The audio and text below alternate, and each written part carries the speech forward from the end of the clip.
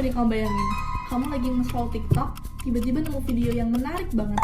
Kamu like, kamu share, dan dalam beberapa jam, video itu udah ditonton ribuan bahkan jutaan orang. Tanpa kamu sadar, kamu baru aja jadi bagian dari proses penyiaran. Padahal, dulu yang namanya penyiar itu adalah sebuah profesi. Harus punya skill, harus punya platform, bahkan harus punya izin. Sekarang, cukup punya handphone, internet, dan ide konten.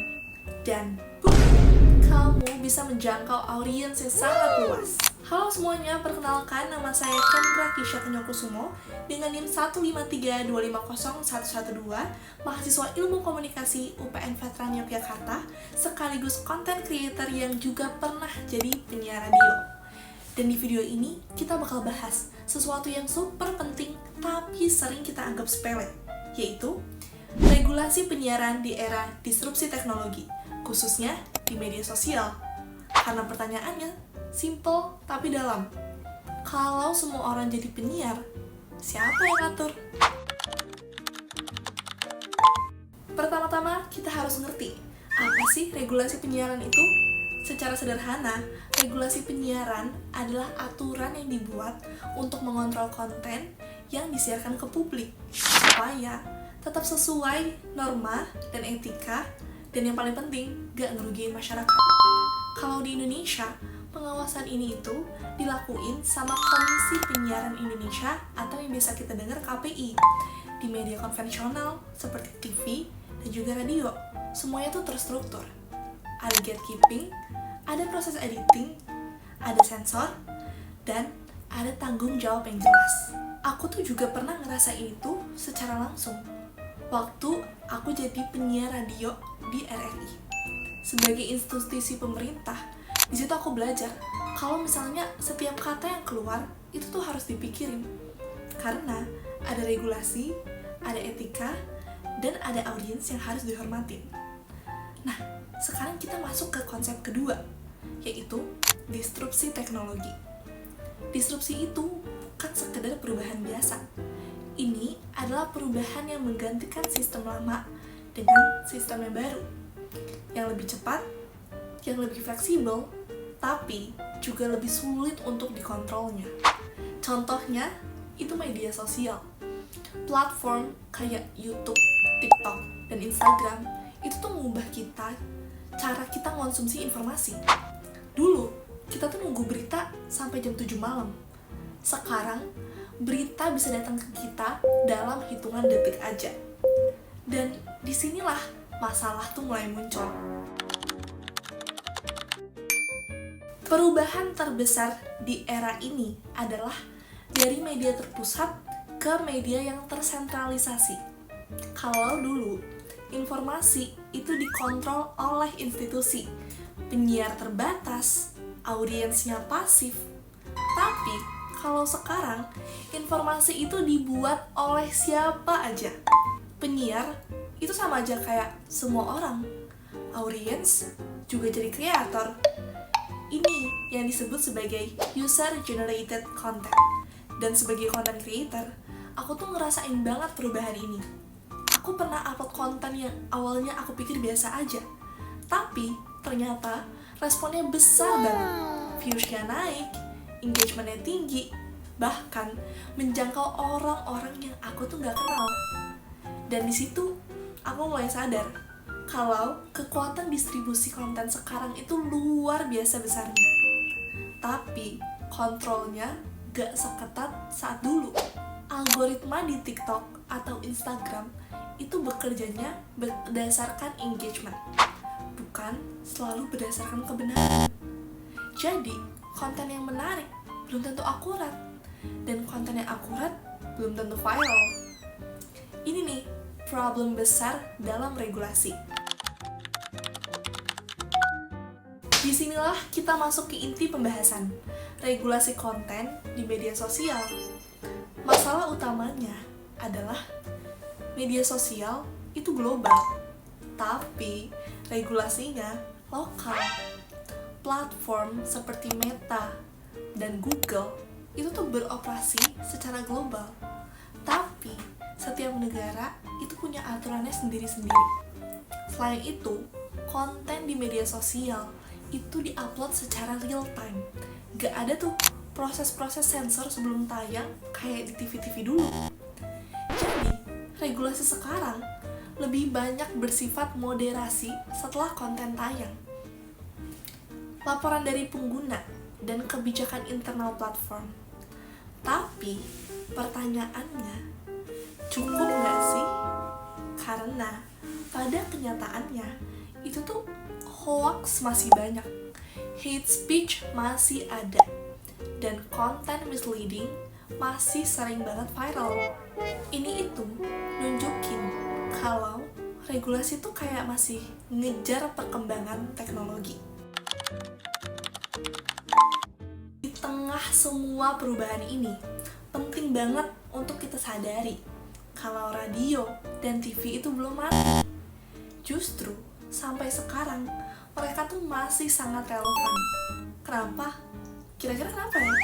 Karena mereka tuh punya sistem yang terstruktur, regulasinya yang sangat jelas, dan kredibilitasnya yang lebih terjaga. Sebagai mantan penyiar radio juga, aku tuh ngerasa ada kedekatan emosional antara penyiar dan juga pendengar.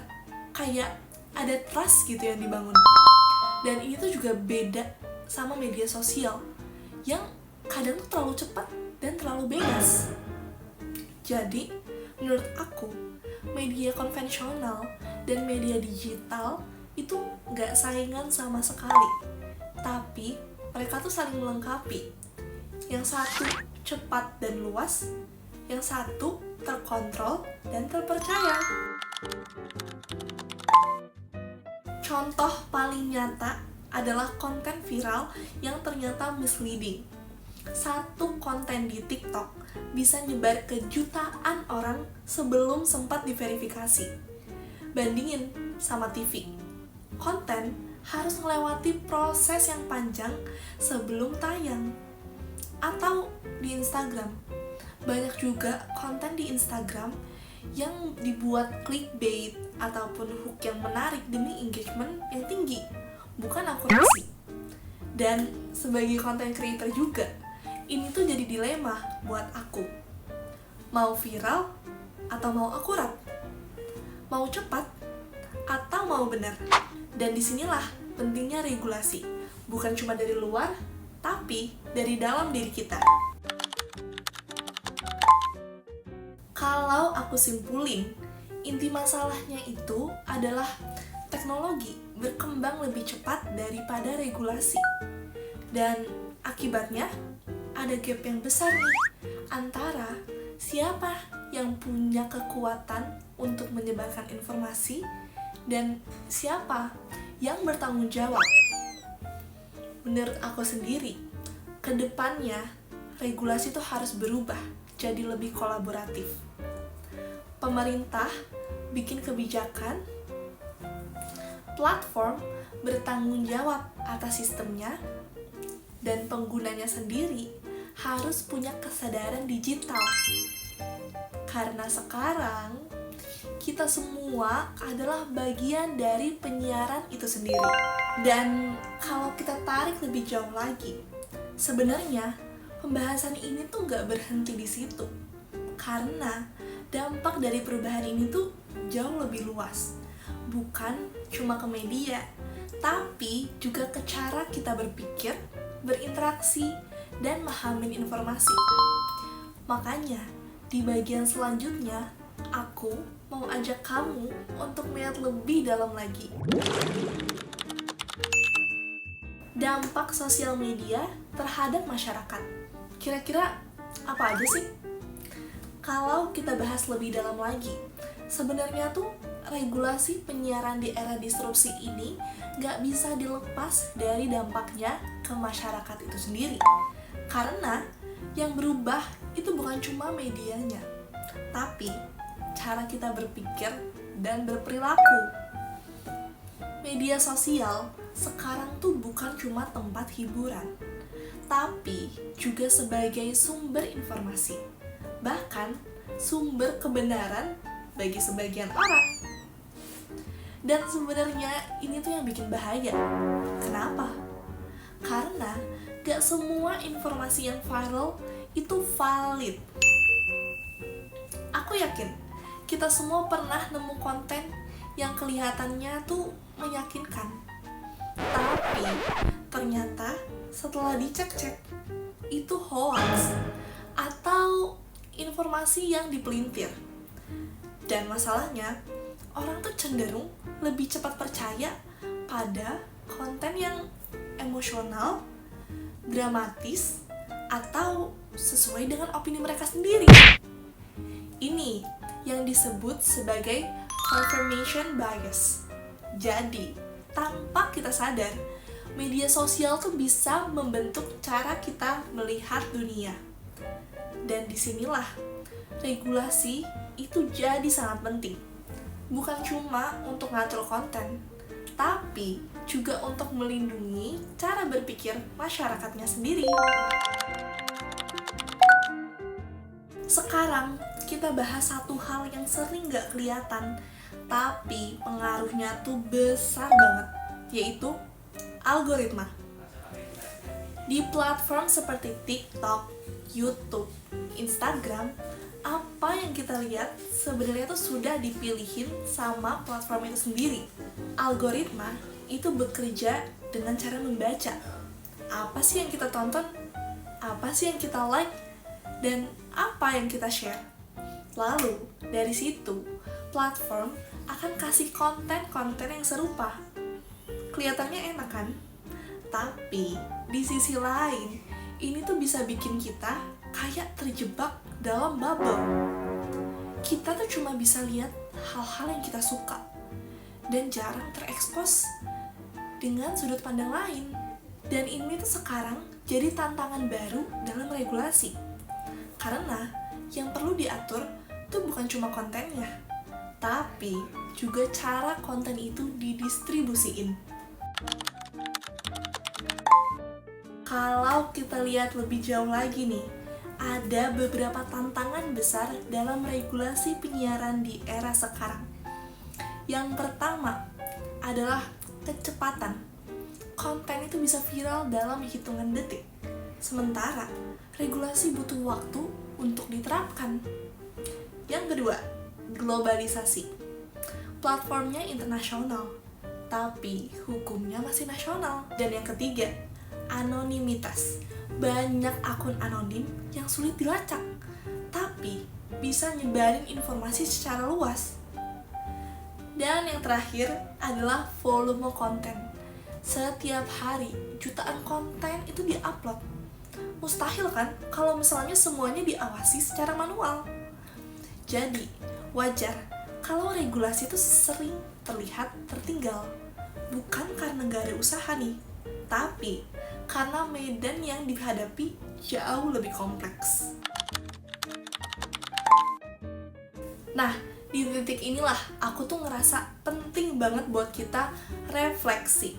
Karena jujur aja, kita tuh gak bisa sepenuhnya bergantung sama pemerintah ataupun platform. Aku, sebagai content creator, aku juga punya tanggung jawab yang besar. Setiap konten yang aku upload, itu tuh bukan cuma sekedar konten-konten yang mentingin views atau likes, tapi juga soal dampaknya kepada masyarakat. Dan sebagai audience, kita juga punya peran. Kita tuh gak boleh langsung percaya. Kita harus cek faktanya dulu.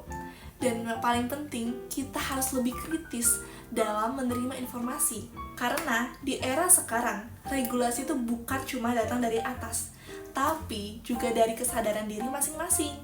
Kalau kita ngomongin soal masa depan, aku tuh ngerasa regulasi penyiaran itu akan terus berubah. Gak akan lagi kaku seperti dulu, tapi lebih fleksibel, lebih adaptif, dan lebih kolaboratif. Mungkin kedepannya kita akan lihat nih, regulasi yang berbasis teknologi, kecerdasan buatan untuk moderasi konten, sistem yang lebih transparan. Tapi satu hal yang pasti, selama teknologi itu terus berkembang, regulasi juga harus terus belajar dan beradaptasi. Karena nih, pada akhirnya, tujuan utamanya tetap sama: melindungi masyarakat, menjaga kualitas informasi, dan menciptakan ruang digital yang sehat. Dan di tengah semua itu, kita semua punya peran di dalamnya. Jadi, sekian video pembahasan saya tentang regulasi penyiaran di era disrupsi teknologi. Terima kasih sudah menonton, dan wassalamualaikum warahmatullahi wabarakatuh.